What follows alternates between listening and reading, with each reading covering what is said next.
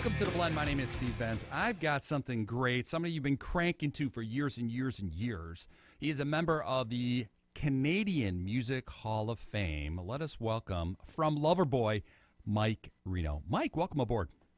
Steve Benz, how you doing, buddy? You know what? I'm doing all right. Actually, I got an old story for you. Old story. No, I'm going to date myself here. I met you way back in my Los Angeles days, late 80s, early 90s, something like that. And you ignored me. You hurt my feelings in a radio station. Stop it. I never ignore anybody. You did, because I was Where were we? Let's see. It was KLSX, which was a rock station way back then. And, I was young. I was dumb. I was carrying coffee. That's...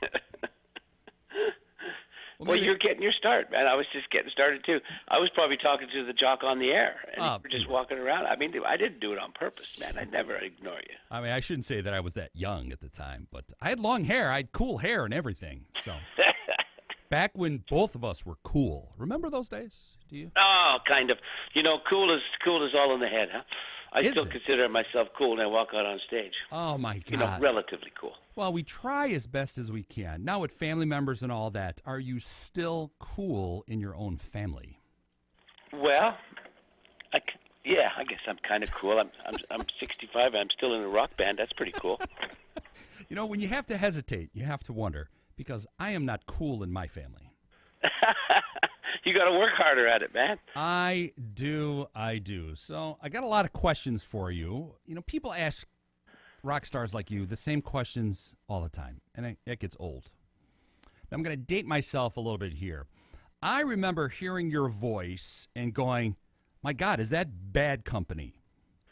Ah, interesting. And it was a band You know what? called... You know why I find that interesting? Why? Because the guy that I looked up to my whole life and still do is Paul Rogers from Bad Company. He started out with Free, of course, and I was into Free as soon as as soon as they came out. I was a young guy, and I went, man, this guy sings from the soul, like he had a lot of soul, and I kind of emulated him, to be honest with you. So I find that as a compliment, Steve. Wow, I had never known that. And what made me think of that was this is how... Maybe it's just if I start singing and it reminds you of Paul Rogers, man, that is like very cool. That's good I don't know. That's good. I'm feeling cool once again. And we both know better. Neither one of us are cool enough. Well, you are. You are. You're in the Hall of Fame. All right, so I'm going to throw a date at you, which will clearly say how long I've been doing this. I remember you in my first radio gigs and all that, and I'm going, who's this Loverboy? Because we're guys. We're going, I am not spinning a band called Loverboy, but I will spin a record from Moxie. Ooh, that is going back. That's even before Loverboy. Yes. I got to give you a little hint about something. When we started the band, Paul and I, we were trying to figure out a name to call the band. Okay. And to be honest with you, we came up with Cover Boy, thinking that would be kind of cool, like Cover Girl, Cover Boy. Yeah. You know, we'll dress up nice, everything will be cool. Then Paul phones me the next morning and says, what about Loverboy? And I said, Paul, if we call ourselves Loverboy, we're going to get the you-know-what kicked out of us. So I said, let's not do that. And so we talked about it, and then I said, if we do it and call ourselves Loverboy, I was waiting for some problems, but we never had any problems with it, so it's beautiful. You know, it stood the test of time and still does.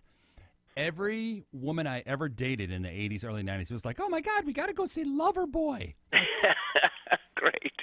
That's what we wanted. We wanted all the girls to come because we knew if we had all the girls in the room, the guys would be right behind them. You know, that's very true. That is extremely, very, very true. But, like I said, Moxie, right there, Paul Rogers. So how did you go from, like, that sound? Because you weren't the original singer in Moxie, were you? I didn't. No, I wasn't. I was brought in as a replacement after the singer was passed away. Okay. And it was one of those things where I tried my best to do what I had to do.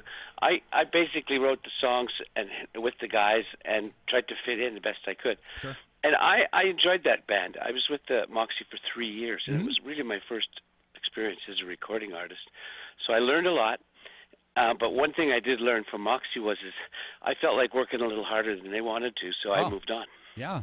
Well, that makes sense. I mean, you You became really the driving force of Loverboy. So you got to go through one band before you make it real big, don't you? Exactly. It's just my learning process. So with that, so way back when, hearing Paul Rodgers and stuff, who did you want to be when you started out? Was there someone that you said, that's it, that's the guy I want to be? Well, to be honest with you, it was really hard to not want to be like a Robert Plant or, David Coverdale or one of these big English rock stars that were just sitting up there with the big hair and the big everything, the sound of the band. I had all those illusions, of course, and I was what I was, and I worked at what I was, which is kind of neat because a lot of people ask me, what do you do to get to where you're getting? Sure. And I always tell them that they got to be, number one, they got to be themselves. Yep. But they have to have a place where they came from, but they have to strive to be themselves. Now, create their own thing. Being a Canadian rocker, what is the difference between Canadian fans and American fans? Was there a big difference when Loverboy took off? Absolutely no difference at all. It's an invisible border. Mm-hmm. We play Canada, we play United States, we play Mexico, we've played England, Europe, we've played Japan. Fans of rock are fans of rock, and they love it. I mean, they really love it. Germany, especially right. Germany. Germany goes crazy for rock. Canada, U.S., they're exactly the same people. We love them. With my show that airs in the UK, the show airs in UK and Germany, every time I play Loverboy, you are huge. I get calls in immediately second I drop the needle. Well, that's what I'm saying. Yeah. It's rock. Like, they love rock. And, one thing I wish I'd done a little more as a group, a decision was to stay over and play over there a little more. I think it would have been great now because it's hard to go back if you haven't been there in 10 or 15 years. Mm-hmm. And I think that was a mistake, but we were so busy over in North America that we just never got back there. But I'm saying it out loud to whoever's listening. If they want to bring us back to Europe, Germany, England, the whole thing, we're ready to go. We've got our bags packed, and we're looking forward to it. And I would open for you guys. I would introduce you. And for those who just asked, what the hell's a needle? Look it up. Let's do it. I just got to know from my assistant. So my assistant producer, she goes, "What's a needle?" I'm like, "Stop, go away." Okay. No, I can't. I'm having too much fun. Oh my goodness! All right, so as we kind of move on, you are coming to the Genesee Theater here in just north of the city. Beautiful, beautiful place. Great acoustics. I cannot wait till you guys show up with the Tubes. How about that? Isn't that a kick? I love the Tubes. I've always loved the Tubes. Fee and the guys, fantastic musicians, fantastic entertainers. This is big. I'm going to probably enjoy it more than the people in the audience. I just love it. I'm going to be right there. I can't wait. And the Genesee Theater, you're exactly right. It's beautiful. I remember when it got redone a few years ago, and we were kind of part of the opening ceremonies. And, wow, you were exactly right. Great acoustics, beautiful room. I can't wait. It's just right there, too. It's not far from Chicago. Come on, you guys. Let's do it. It's Road not trip. Every seat is a great seat because it is just acoustically perfect, and you do not hear that in too many places. I know. Acoustically perfect is great. We love it. We can't wait. That reminds me of like the Wiltern in Los Angeles, for those that live in Los Angeles. So, Yeah, back in the day, way back in the day. So with that, is there a place that you haven't played, like other than Germany and stuff that you brought up? Are there locations here in the States or Canada that you haven't played yet that you really like to play? I was thinking about that the other day, and we've basically, and I'm not even kidding, we've basically been everywhere. No doubt. Maybe 5 times. This band plays a lot. We do 85, 90 shows a year. That's now. In the early days, we used to do hundreds of shows a year. Yep. And we play everywhere. We cover the whole map. Is there like an arena or a stadium that you kind of wish, man, I remember that. Why can't we go back there? I do remember back, I think it was, I can't even remember, but we were busing, and we were heading the wrong way. We got a call that said, go back to Philadelphia. So we had to take a day-and-a-half run without stopping to get to JFK Stadium just in time to play the 4 o'clock show in front of the Kinks and Foreigner. And we jumped out of the bus, basically jumped right on stage, and the crowd was 100,000 strong. Oh, my We goodness. couldn't believe what was happening. And we were on fire. I don't know where it came from, but we had that audience just rocking. And if you were there, you'll remember a lot of people, 100,000 people. It's probably the biggest audience I've ever played for, and I'll never forget that show. Luke Gramm, one of my favorite interviews of all time, clearly one of the staple voices here in America. Same with Ray Davies. Hearing the Kinks are trying to put together music again. Can't wait for that CD. Are you big Foreigner and Kink fans?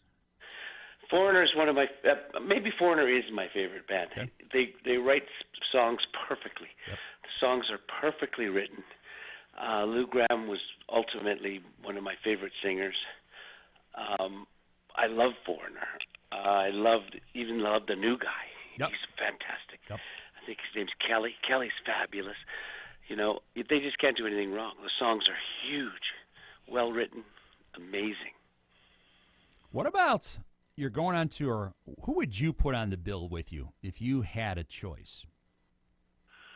Man, I used to love touring with Eddie Money, Huey Lewis and the News. Oh, my goodness. Boy, those were the good old days. Van Halen was a fun band to tour with. Sammy Hagar. If I had a perfect concert night, it would be Foreigner, Sammy Hagar, Huey Lewis, Loverboy. But it'd be a fun night. Yeah, that'd be like a 6-hour tour stop. Let me tell you. Yes, it would be a long concert. It would have to be all day and all night. It'd have to be in the stadium, and it would severely rock. Think of the amount of hits those bands alone have. All of you guys. Kidding? How many? There's probably like 23 hits there. Oh, my, just unbelievable. And now, when you look back, can you believe when you started in 1980, did you have dreams of grandeur that you're going to be some big, huge rock star?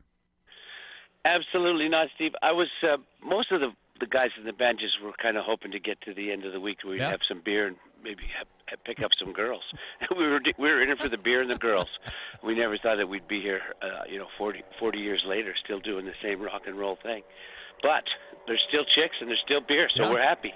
Isn't that the truth? So when you stepped out to your first concert, do you remember those days? Do you remember, was it hard? Was it difficult? Did you have to carry a lot of equipment? Well, back in the old days when we were touring, we started out in a car and a sedan and a station wagon, so a couple guys could lay down in the back of the station wagon.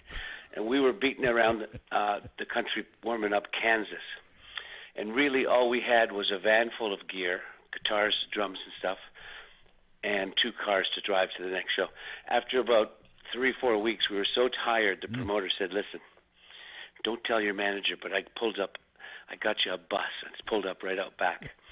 But keep it away from your manager because I don't want him to get mad at me, but you guys are starting to look a little ragged. So, we started off pretty lean, and then we kind of got, we had to get some things going, like a bus and more crew. And then next thing you know, we were headlining, and it was like amazing. We had to get trucks, and we had to get PA and lights. And we had to get road crew, like from 5 guys to like 36 guys. And it was insane. It just kind of grew. It was amazing. It was a great experience. Was it something that you remember, or is it a blur? A lot of it is a blur. I cannot tell a lie, Steve. Yeah. Some of the 80s I do not remember, which probably is good. Well, we all have instances like that. I will admit, when it was 1990, I was like, what? Really? Seriously? It's 1990 already? Those were the days. I always thought it was kind of interesting, those heydays. Were you real bands? Were you not? MTV is exploding all over the place. And seeing you as often when MTV started, Steve, Loverboy delivered 3 videos the first week they were open. We didn't really even know the importance of MTV at the beginning. The record company wanted us to film some live shows so they could throw some interesting clips inside the live show footage, and that became some of the first videos that were ever put on MTV. The first week they came out, we handed them 3 videos. It was unbelievable. Well, you were on rotation a lot, and Alan Hunter, who I know really, really well, was playing you all of the time, and he's jealous because you're on with me today. So Yeah, I like Alan. I'm going to see him when we do that cruise. We're doing a cruise. Isn't that going to be fun? The cruise, that's a good bill, too. So I need to figure out how to get on that. So if you need a stowaway. Come on. Just jump in. Right. Find a room. Right. Don't mind him. He's just part of the band. Just... He's on these cruises all the time. He's a great guy. I've got to know him over the years really And if well. you need drinks, just ask him. He'll get them for you. That's how that usually works. Exactly. So what's left for you and Loverboy? I mean, you've done just about everything. You are on the Mount Rushmore of Canadian rockers. I love it. We lost a Canadian rocker just a while back. Neil Peart from Rush was a sad story about him passing away from a brain cancer. What a guy who put the effort in all these years with Rush, and he really he was the best. He was the best drummer in the business. Right. Sure. Big loss. We're all feeling very poor. Absolutely. Ranked usually in the top 5 of all-time drummers. I think people could play Rush all day long. I don't think people knew that he was a lyricist and he had more influence on the music than he did. So. You know what came along is when he joined the band right at the almost at the beginning. Mm-hmm. He wasn't the first album. He was the second album. Yep. He came in with all these lyrics, and they just broke out. They became a completely different band, in my opinion, after the first album. And his drumming and his energy and the lyrics, it just was magical. Really, I don't think we'll see another band like that. No, I don't think so, and I think they've been done for some time, and rightly so. Some of these bands, I don't want to see them come back out. It's like, no. I'm with you. Your Some bands should stay home. Yeah. And, I totally agree with you. I've been to shows where people want to, go to a show to hear all the hits, and they don't play any of the hits because they want to play a bunch of new songs, which is kind of cool sometimes. But when my audience comes to see me, I'm not going to disappoint them. I'm going to play all 14 of the songs that we did videos for. I'm going to play it all. I'm going to give it to them just the way they want it. They want to sing along to those hits that they remember. It reminds them of a great time in their lives. It doesn't matter if they sing off key the entire time. Okay. Absolutely, I'm into it. I love it when they sing. It is.